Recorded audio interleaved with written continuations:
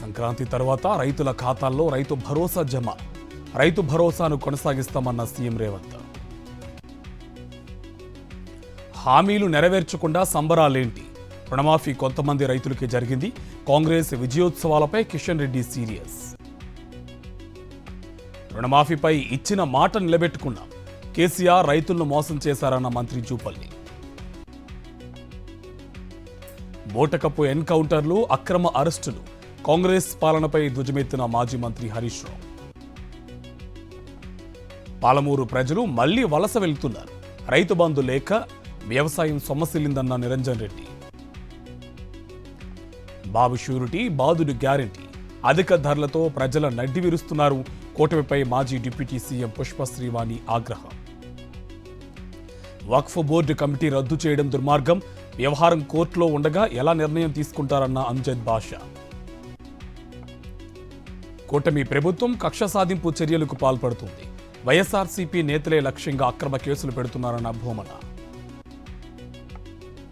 విద్యుత్ ఛార్జీలు పెంచబోమని బాబు మోసం చేశారు. సూపర్ 6 పచ్చి అబద్దాలన్న మాజీ ఎమ్మెల్యే కాటసాని.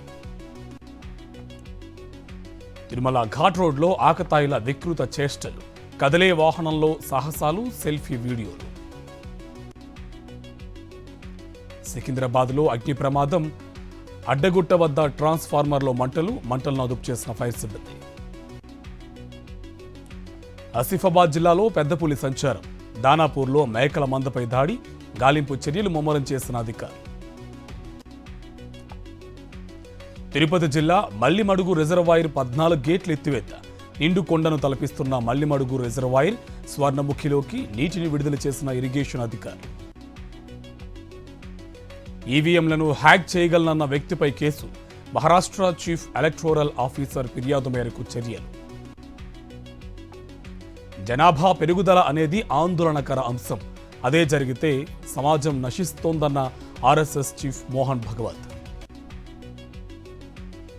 రేపు మహాయుతి కూటమి నేతల సమావేశం. సీఎం ఎంపికపై కొనసాగుతున్న ఉత్కంఠ. భేటీ అనంతరం సీఎం అభ్యర్థి పేరు వెలువడే ఛాన్స్.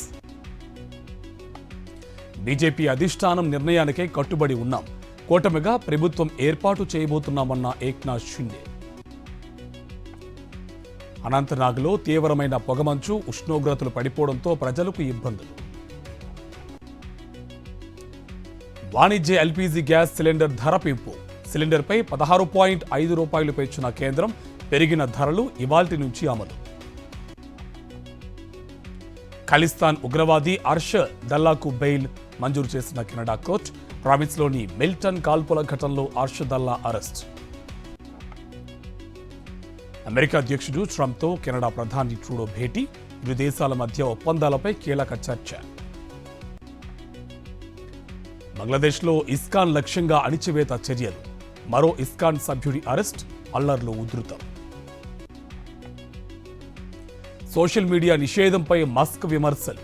తప్పుబట్టిన ఆస్ట్రేలియా ప్రధాని ఆంటోనీ ఆల్బనీస్. తమిళనాడులో తీరాన్ని దాటిన బెంగాల్ తుఫాన్. ఏపీలో విస్తారంగా వర్షాలు, ఆకస్మిక వరదలు వచ్చే సూచన.